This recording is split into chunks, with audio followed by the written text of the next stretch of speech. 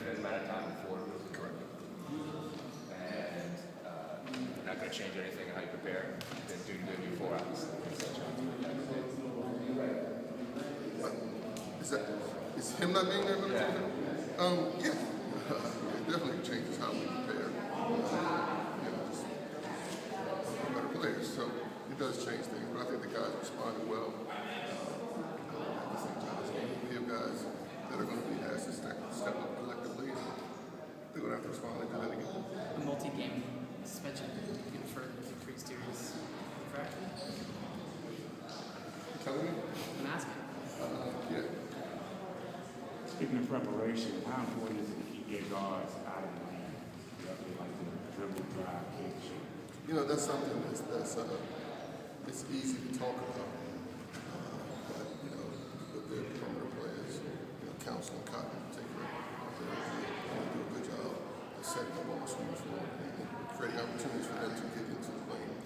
So just as much as you want to go about stopping them from getting there, which we do, we got to be ready to figure out how to play once they get there. Make sure it bleeds on it. Make sure if you get beat, you keep coming. Make sure rotations are good, so hopefully that'll help once they get there. Because it's going to be it's pretty. You watch all the games this year, they get into the lane.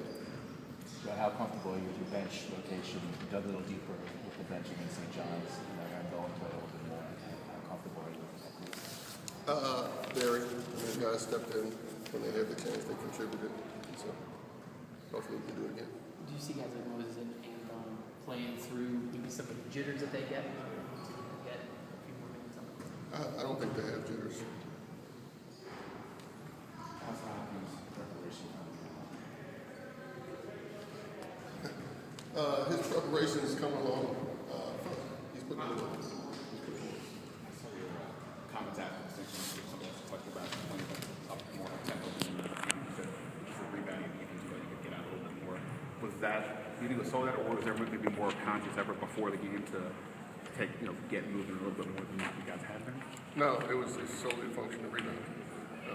We've tried to make a conscious effort all year to get out and run and push the ball. Just relative to the past. We have been rebounding. So everyone says, hey, they need to run, we got to get to stop and get a rebound to get out. And we did a good job of rebounding the ball, and so those opportunities were there. What was the key in terms of that? And I know, the rebound is by desire and such, but without Greg, what was the key to do it in that particular game? I think just across the board, the kids made a conscious effort to box out and push the ball. How good was it to see going against the Rams that game? It was good. Like I said, we're going to need that. We're going to need that from a lot of different people. And so we're prepared to do that. So it was good that he got there and did what he's supposed to do. Is it fair to say that prior to the St. John's game, Otto was on a little funky stuff offensively? Otto had not played well for 2 games. That's a fact. So there's no secret. It's hard for us to win games if you have Otto, Greg, Mikhail all have bad games. It's hard to win. It's hard for us to win this year. With that, Greg, you see using the same lineup that you see inside? The starters, yes. How important is it to get your bigs involved in this process? If they have a weakness that I don't know that we're going into it with that necessarily as a strategy. I just think we have to get into our flow. And so it's not necessarily let's get the bigs involved. We just have to get going. And as has been the case with us all year, we knew that going into the year, the key with us is defense. And we've got to get stops. We knew as a team, for us to have success this year, we have to be a good defensive team. Excuse me, for the most part, we have been. Pittsburgh game where everything was horrible. It was probably a blip. Shouldn't use the word flip, but probably when we didn't, our defense was not good. Just for the most part, we just have to make sure we get stops. You guys did a good job against Harrison this last game defensively. Is the challenge in this game against Cotton, is it similar, or how do you guys look to stop them? It's similar yet very different in that they both are very good scorers, shooters and scorers.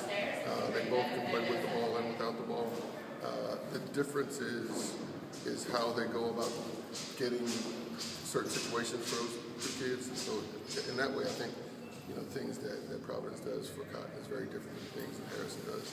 I mean, that St. John's does for Harrison, so we're going to have to be good on a similar player, but in a very different way today. And no, I don't want to go into particulars. This councilman does say his name.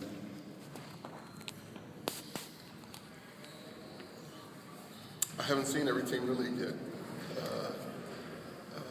But just looking at him the last couple of days, I have to think so. Any other questions? No?